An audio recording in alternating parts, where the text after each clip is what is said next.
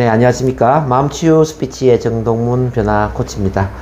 일주일 동안 잘 지내셨죠? 네. 예. 이번 주도 지난주에 이어서 감정 다스리기 파트가 되겠습니다. 제목은 감정을 다스리기 위한 알아둬야 할 10가지 행동신호. 자, 감정은 행동신호다. 이렇게 일단 결론적으로 이야기를 한번 해보겠습니다. 여러분들 하루에도 여러 가지 감정 많이 느끼죠? 뭐 좋은 감정도 있고 나쁜 감정도 있고, 그죠? 뭐 자신감을 느끼기도 하지만 두려움을 느끼기도 하고, 기분이 좋아졌다가 또 기분이 나빠지기도 하고, 기분이 업되었다가 또 다운되고, 뭐 신나는 기분을 느꼈다가 또 우울해지기도 하고, 뭐 그러지 않습니까? 감정은 밀물, 썰물과 같아요. 막 밀물이 들어오듯이 뭔가 막 밀려 들어왔다가 또 빠져나가기도 하고, 그죠? 또는 뭐 롤러스케이트를 타는 것처럼 막 올라갔다가 내려가기도 하고, 이렇게 이제 감정의 변화가 참 많이 있습니다. 하루 내내 자신감만 느끼면 얼마나 좋겠습니까? 그죠? 하루 내내 즐거운 기분, 하루 내내 기쁨, 뭐 이런 것만 느끼면 참 좋겠는데, 우리는 그렇게 살 수는 없어요. 희노애락과 관련된 모든 감정들을 느끼면서 우리는 하루를 살게 됩니다. 그럼 이제 여러분들이 그러면은 뭐 슬픔이나 뭐 불편함이나 두려움이나 이런 부정적인 감정을 느끼면은 안 좋잖아요. 이 부정적인 감정을 없애는 게 좋지 않아요. 이렇게 감정을 거부할 수가 있거든요. 근데 감정은 거부하는 게 아니고, 감정은 일단 받아들여야 되고요. 자, 그 감정이 보내는 행동 신호를 받아들이면서 행동 신호에 맞게 행동을 취하면은 모든 부정적인 감정은 도움이 될 수 있는 거죠. 자, 우리 무의식은 선의적이다, 이런 이야기 들어보셨나요? 자, 따라서 한번 복창해 보겠습니다. 자, 무의식은 선의적이다. 시작. 무의식은 선의적이다. 자, 우리 무의식은 우리를 돕고자 하는데, 자, 이 감정에 대해서도 무의식은 우리를 돕고자 해요. 부정적인 감정을 통해서 우리에게는 어떤 긍정적인 행동 신호를 보내면서 우리를 돕고자 한다는 겁니다. 그래서 이제 이 부정적인 감정이 보내는 행동 신호를 즉각 받아들일 수 있다면은, 부정적인 감정 덕분에 우리는 더 행복한 삶을 살 수가 있다는 거예요. 근데 이제 이 부정적인 감정이 보내는 행동 신호를 받아들이지 못하고 그 감정에 빠져 있으면 어떻게 될까요? 더 힘들어지겠죠. 그래서 그 감정에 빠져 있느냐, 아니면은, 행동 신호를 받아들여서 내 삶을 바꾸느냐, 이거는 내 선택이죠. 그래서 오늘 이제 여러분들이 감정이 보낸 행동 신호를 한번 잘 파악을 해보고, 앞으로 이런 감정이 생기면, 난 이런 행동을 해야 되겠구나, 그런 마음가짐을 갖는다면은, 오늘 유익한 수업이 되지 않을까 싶습니다. 그럼 하나씩 제가 풀어볼게요. 우선, 자, 불편함, 시작. 불편함을 느낀 적 많이 있죠, 여러분들? 어떨 때 불편한지 한번 잘 생각해 보세요. 자, 불편할 때가 있습니다. 불편함을 좋아하는 사람은 아무도 없습니다. 근데 이 불편함도 우리한테 도움이 될 수가 있어요. 자, 불편함의 의미를 한번 찾아봅니다. 불편함은, 자, 무엇인가가 잘못되어 있다. 시작. 무엇인가가 잘못되어 있다. 자, 불편하다라는 건 무엇인가 좀 잘못되어 있다는 거예요. 잘못되어 있기 때문에 기존의 방식으로 행동을 하면 안 된다는 거예요. 그래서 불편함이라는 것은, 이렇게 생각하시면 돼요. 행동을 다시 살펴보고 융통성 있게 행동을 취한다. 자, 나의 행동을 다시 살펴보고 기존의 방식이 아닌 다른 접근 방식을 취할 수 있도록, 자, 융통성을 발휘해야 된다는 겁니다. 융통성. 자, 불편함은 뭐라고요?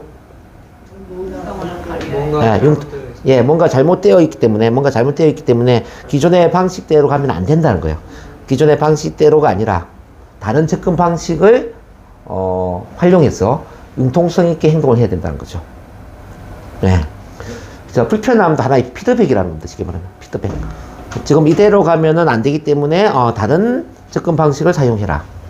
그래서 다른 접근 방식을 사용해서 융통성 있게 행동을 한다면 불편함이 줄어들까요? 계속 많아질까요? 줄어들겠죠. 네. 그래서 융통성 있게 행동을 해야 되는 겁니다. 그럼 불편함은 좋은 거네요? 그쵸? 그 다음에 이제 두려움. 자, 두려움 시작. 이런 뭐 두려움을 많이 느끼는, 두려움에 뭐 불안도 있고 뭐 공포도 있고 그렇지 않습니까? 어쨌든 이제 두려움을 많이 느낄 텐데, 두려움은 뭐냐면, 자, 앞으로 일어날 어떤 일에 대비할 필요가 있다. 시작. 앞으로 일어날 어떤 일에 대비할 필요가 있다. 자, 두려움이라는 것은 지금 뭔가를 대비해야 된다는 거예요. 지금 대비를 하지 않기 때문에 두려움을 느끼는 거죠. 자, 발표 불안이라는 건 뭐냐면은 발표 준비를 더 많이 하라는 겁니다. 시험 불안이라는 건 뭐예요? 자, 시험 불안이라는 건 시험 대비를 지금 안 하고 있기 때문에 공부를 더 많이 하라는 거예요. 또는 뭐 어떤 사업을 하는 사람인 경우에 사업 실패에 대한 두려움 이런 거 있잖아요. 그러면 사업에 대한 준비를 좀 더 많이 하고 철저하게 뭔가를 준비해서 사업을 해야 된다는 거고, 뭐 어떤 또 거절에 대한 두려움, 거절에 대한 두려움은 뭐야? 다른 사람에게 이제 거부당하는 것에 대한 두려움이기 때문에 거부당하지 않기 위해서 내가 또 철저히 준비를 하고 그 사람에게 맞는 방식으로 또 영업을 하고 이렇게 이제 뭔가를 대비를 할 필요가 있다. 그래서 충분히 대비한다면 두려움은 커질까요? 작아질까요? 예. 충분히 대비한다면 작아진다.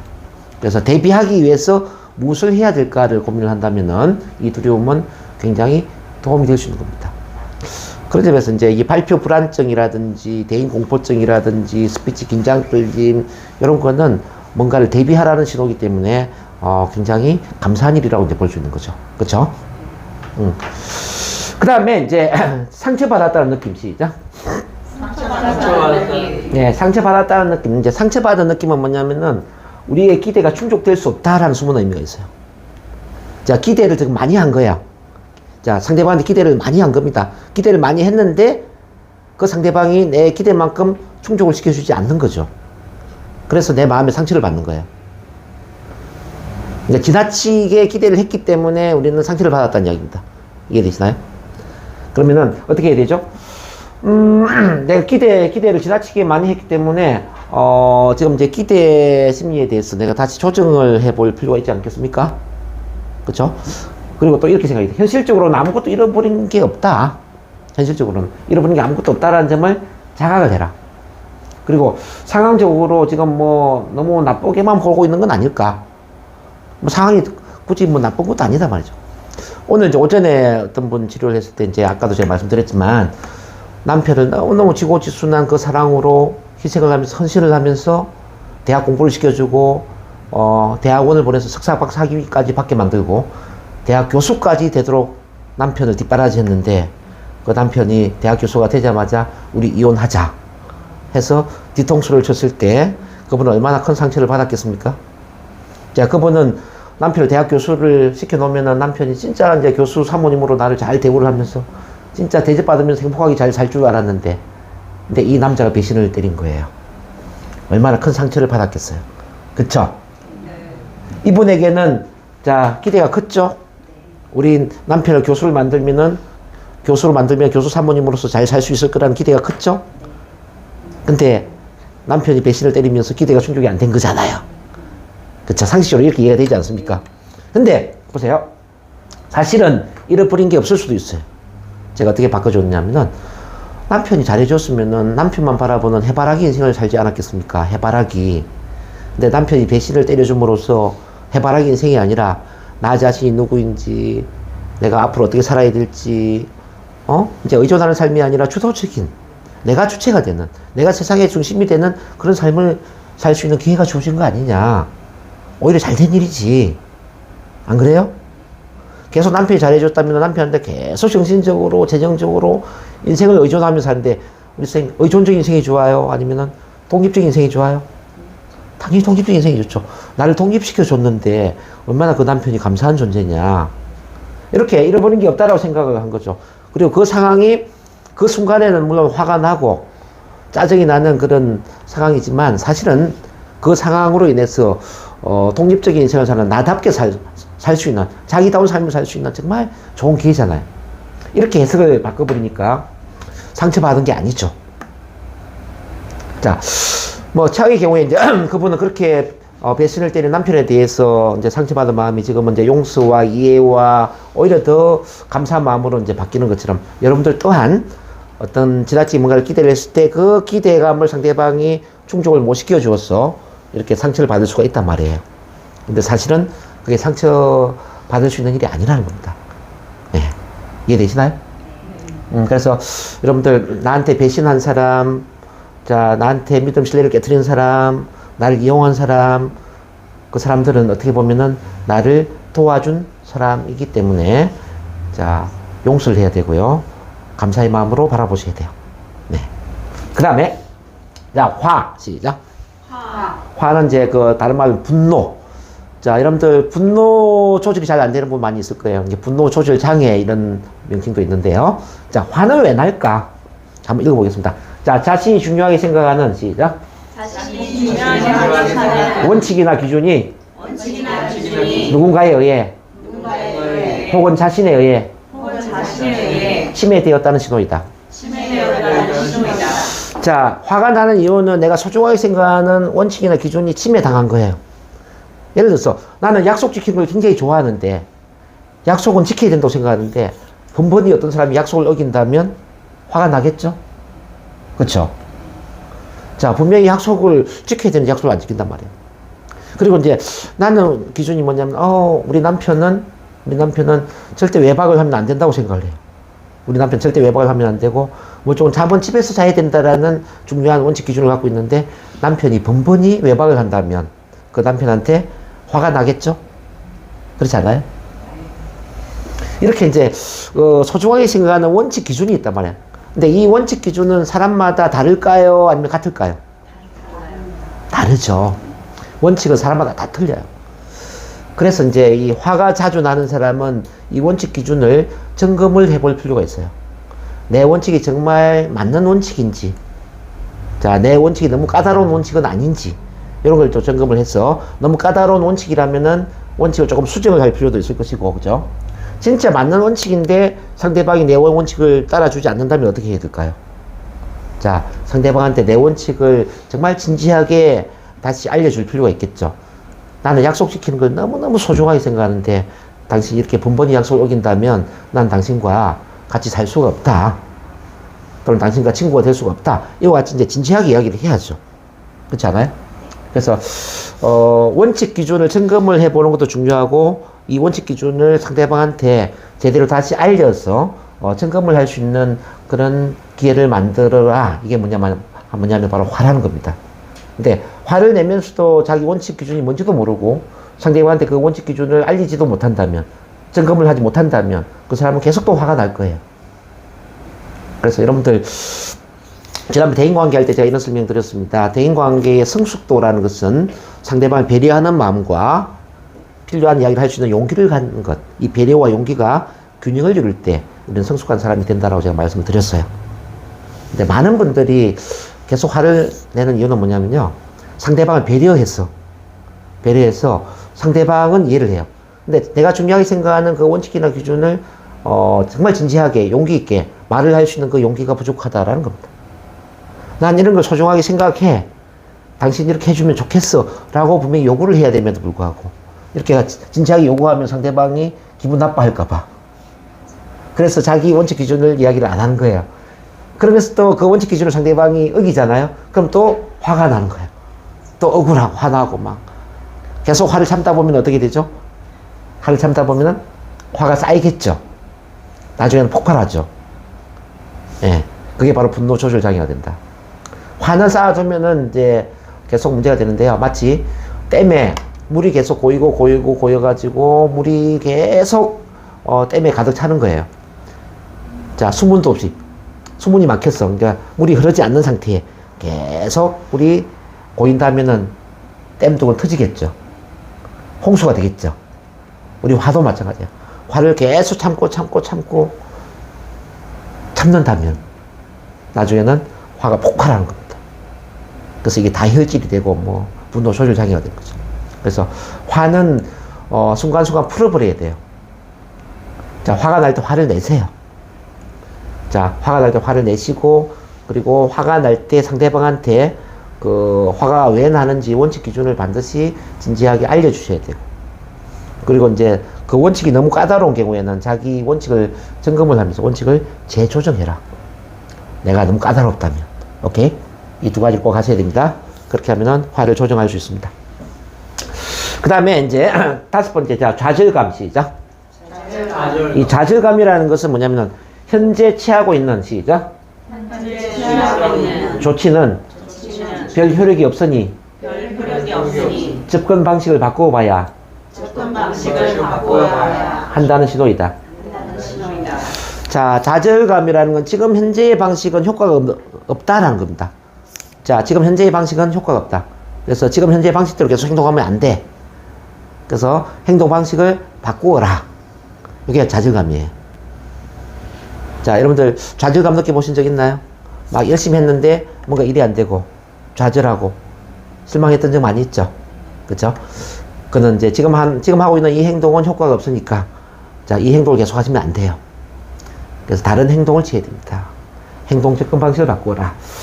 그리고 이제 또 역할 모델을 한번 찾아보라는 이야기인데요. 역할 모델. 내가 하고자 하는 이 분야에서 정말 크게 성공한 어떤 분이 있는가? 내가 닮고 싶은 그런 역할 모델에 해당되는 분이 있는가를 찾아보고 그 역할 모델을 만나서 상담을 해보는 것도 도움이 될 수 있을 것이다. 자, 혼자 꼭 고민하지 마시고요. 자, 6번째 보겠습니다. 자, 실망감 시작. 자, 실망감이라는 것도 좌절감과 좀 비슷한데, 실망감은, 자, 어떤 의미냐면요. 자, 새로운 목표를 이루기 위해 즉각 행동을 취하라. 자, 이번 목표는, 우리가 이룰 수 없지만, 이루지 못한 이번 목표에서 교훈을 찾아야 된다, 교훈. 자, 실패를 통해서 교훈을 찾아 배우라만. 자, 실패는 없다, 피드백이 있을 뿐이다. 이거 들어보셨죠? 실패는 없다, 피드백이 있을 뿐이다. 자, 실패한 것에 대해서 너무 실망할 필요 없어요. 자, 이 실패는 피드백을 주는 거죠. 여기서 무엇을 배울 수 있을까? 자, 이번에 이 실패에서 무엇을 배울 수 있을까? 그래서 교훈을 찾아서 바로 새로운 목표를 설정해야 돼요. 새로운 목표를 설정해야 돼요. 네. 우리 에디슨이 3000번의 전구 실패를 했는데, 그렇지만 포기를 안 했습니다. 그래서 이제 기자들이 물었다고 그랬잖아요. 당신은 3000번의 실패를 하고 어떻게 포기를 안 했습니까? 나는 3000번 실패를 한 적이 없다. 3000가지 전구를 만들지 못했던 방법을 알았다. 이제는 그 3000가지 전구를 만들지 못하는 방법을 통해서 전구를 만드는 방법을 나는 더 잘 알 수 있게 되었다. 참 감사한 일이라는 거죠. 그래서 이제 실패라는 것은 계속 실패의 그 어떤 교훈을 주다 보니까 이 교훈을 통해서 성공할 수 있는 방법을 계속 깨우치게 되는 거예요. 그런 점에서 실패는 실망할 일이 아니고 그 교훈을 통해서 다시 도전을 해야 된다는 거죠. 그런 점에서 이 실망감이라는 것은 새로운 목표를 새로 설정해서 다시 도전하라, 이런 신호를 보내주는 겁니다. 그래서 새로운 목표를 설정해서 도전하면은 그 실패는 더 큰 성공을 이루게 되는 거죠. 그래서 이제 나폴레옹 힐은 이런 이야기 합니다. 실패는 동등한 그 이상의 성공의 씨앗을 담고 있다. 실패는 동등한 그 이상의 성공의 씨앗을 담고 있다. 즉, 실패의 크기보다 더 큰 성공을 이룰 수 있다, 이 말이죠.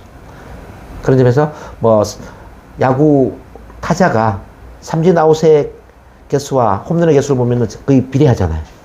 그렇죠? 100개 홈런을 치려면은 100번 이상 삼진 아웃을 당해야 되겠죠. 사업에서 크게 성공한 사람들도 보면은 두세 번 크게 실패한 경험이 있을 겁니다. 그렇죠? 그런 실패 경험을 통해서 더 큰 기업을 이루게 되죠. 자, 그 다음 보겠습니다. 자, 죄책감 시작. 이 죄책감이라는 건 어떤 숨은 의미냐면 한번 읽어봅니다. 자, 자신이 가치 있게 생각하는 시작. 기준을 어겼다는 점. 그리고 이 실수를 되풀이하지 않기 위해 지금 당장 어떤 행동을 취해야 한다는 것이다. 죄책감은 자신이 원칙을 어긴 거예요. 자, 죄책감하고 화를 다시 비교한다. 화는 내가 소중하게 생각하는 원칙을 내가 어긴 게 아니라 다른 사람이 어긴 거잖아요. 다른 사람이 어겨서 화가 났다면, 죄책감은 내가 소중하게 생각하는 원칙을 내가 어긴 거예요. 내가 어기다 보니까 양심의 가책을 느끼고 죄책감을 느낀다는 거죠. 그러면 이건 어떻게 해야 될까요? 자, 바로 그렇죠. 자, 자신이 생각하는 중요한 원칙을 스스로 어겼다는 점을 인정해야 된다. 그리고 다시는 이런 행동을 되풀이하지 않겠다라고 굳게 다짐을 해야 된다. 그러면 되는 거예요. 자기를 용서해야 돼요. 이 자기를 용서하지 못하고 나는 왜 이렇게 실수를 했을까? 왜 내가 이렇게 원칙을 어겼지? 왜 이렇게 잘못했지? 계속 자기 학대하고 이렇게 힘들게 하면 안 되죠. 자, 신도 사람이 죽어야만 하늘에서 심판을 한다고 이야기를 하잖아요. 우리는 우리 자신을 너무 심판을 하면 안 됩니다. 너무 엄격하게 자기 자신을 심판하고 자기를 학대하고 과소평가하고 무가치한 존재로 보면 안 되겠죠. 그래서 아무리 내가 큰 실수를 했다 하더라도 자기를 용서해야 되고요. 자기를 용서해야 되고, 다음부터는 절대 이렇게 하지 말아야 되겠다라고 결심을 하면 되는 거죠. 근데 실수를 하고도 계속 똑같은 실수를 되풀이한다면 이거는 문제가 되겠죠. 그건 정말 문제가 되겠고, 근데 정말 결심을 해야 돼요. 나는 두 번 다시 이런 원칙을 깨트리는 일은 하지 않겠다. 예. 저도 이제 이 죄책감 때문에 많이 힘들었던 사람인데, 저는 죄책감을 통해서 이렇게 많이 배웠어요. 아, 내가 진짜 앞으로 잘해야 되겠구나. 저는 자기 반성을 많이 하는 사람이거든요. 자기 반성, 자기 성찰. 그래서 제가 가장 힘든 마음이 있다면 저는 아마 죄책감일 거예요. 저 이제 우리 어머니한테도 그런 걸 많이 느꼈었고, 우리 애들, 뭐 어쨌든 제가 소중하게 생각하는 원칙을 어기면 저는 너무 괴로워요. 너무 괴롭기 때문에 절대 이 원칙을 어기면 안 되겠구나. 다시 막 반성하고, 정말 다짐하고, 맹세를 하고, 결단을 내리죠. 그러다 보니까 괜찮은 사람은 많이 성장이 되는 것 같아요. 반성이 없는 사람은 성장이 없잖아요. 그래서 우리는 잘못을 저지르지만은 그 잘못을 너무 자기 학대로 가면 안 된다. 자, 반성은 하되, 자기를 용서해야 되고, 더 나아질 수 있는 그런 계기로 삼으면은, 그 실수, 그 잘못도 다 좋은 도움이 된 겁니다. 아셨죠? 자, 그 다음에 자신이 쓸모없다는 느낌, 시작. 자신이 쓸모없다는 느낌. 자신이 쓸모없다는 느낌이 뭐냐면, 자신이 현재 일을 처리할 마땅한 방법을 갖고 있지 않다. 지금 내가 처리할 수 있는 마땅한 방법이 없다. 라는 신호를 보내주는 겁니다. 그럼 이제 이렇게 질문해 봐요. 나 자신이 정말 쓸모없는 존재일까? 아니면 사물을 바라보는 태도를 바꿔야 하는 걸까? 라고 스스로 물어봐야 돼요. 네. 자, 만약 자신이 쓸모없는 존재라고 계속 생각이 든다면 그 숨은 의미는 예전보다 더 나은 일을 할 방법을 찾아봐라. 그리고 자신이 잘못한다고 생각되는 분야에서 성공을 거둔 사람을 찾아서 역할 모델로 삼고 조언을 한번 해보자. 이제 주로 쓸모없다고 느껴지는 게 뭐냐면 자기가 좀 무능하다라는 느낌에서 이런 게 나오죠. 무능. 남들은 잘하는데 나는 막 못한다.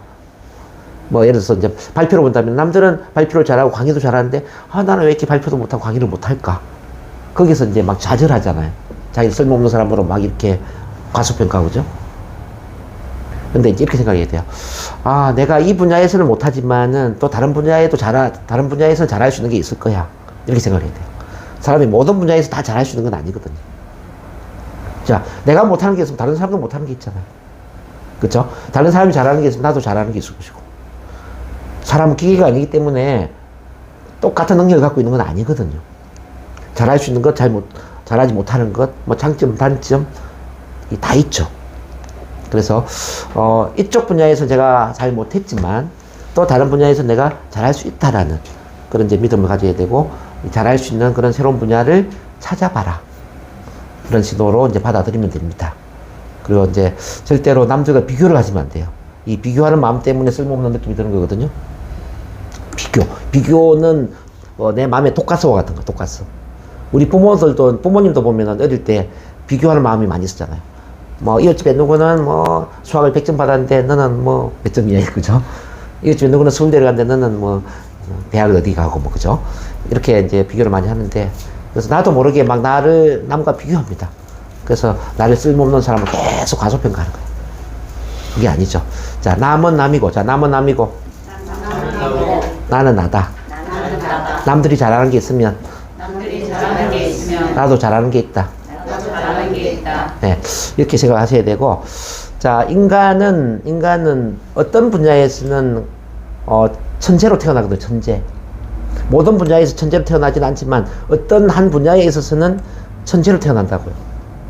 그래서, 모든 사람은 세상에서 가장 잘할 수 있는 한 가지 이상이 있어요. 이 세계에서 최고가 될 수 있는 자기만의 뭔가가 하나가 있다는 거죠. 그걸 찾는다면 그 사람은 성공을 한 거죠. 예. 그래서 항상 질문을 해야 돼요. 나는 어떤 분야에서 세계의 최고가 될 수 있을까? 나는 어떤 분야에서 세계 최고가 될 수 있을까? 세계 최고가 될 수 있는 나만의 재능은 뭘까? 그런 질문을 던져본다면은 쓸모없는 느낌은 없어지죠. 네. 자, 그 다음에, 과도한 중압감, 시작. 과도한 중압감. 중압감이라는 것은 막 어깨를 누르는 어떤 느낌. 한꺼번에 막 일을 많이 해야 되는데 막 시간 없고, 이제 내 능력 부족하고, 뭐 이런 게 중압감이잖아요. 그래서 이제 이 숨은 의미는 뭐냐. 자, 현재 자신에게, 시작. 현재 자신에게 가장 중요한 것이 무엇인지 가장 중요한 것이 무엇인지 다시 한번 생각해 보라는 신호이다. 다시 한번 생각해보라는 신호이다. 자, 중압감이라는 건 한꺼번에 많은 일을 처리하려고 해서 생기는 게 중압감이기 때문에 가장 중요한 게 뭔가를 한번 고민을 해보는 거예요. 그래서 우선순위를 매겨보는 거죠. 1순위, 2순위, 3순위. 자, 순서를 매겨보고요. 그 중에 가장 중요한 1순위부터 일을 처리해라. 자, 1순위부터 일을 처리한다면은, 그 다음에 또 2순위, 3순위가 남겠죠? 우리 시간 관리할 때도 이제 이런 걸 굉장히 중요하게 생각합니다. 이 브라이언 트레이시는, 가장 큰 개구리부터 먹어라. 자, 뱀이 개구리를 먹을 때는 가장 큰 개구리를 먼저 먹는 거예요. 가장 큰 개구리를 먼저 먹어버리면은, 그 다음 작은 개구리는 먹는 게 쉽잖아요. 그렇지 않아요? 자, 그런 것처럼 우리가 일을 할 때도 가장 중요한 1순위를 먼저 해버리는 거예요. 가장 중요한 1순위를 먼저 해버리면은 두 번째 2순위, 3순위는 작아져 버린다는 겁니다. 아침에 일어날 때 여러분들 이렇게 질문해봐요. 오늘 하루 중에 가장 중요한 1순위 일이 뭐지? 질문하세요. 오늘 하루 동안 내가 해야 할 일 중에 가장 중요한 1순위가 뭐지?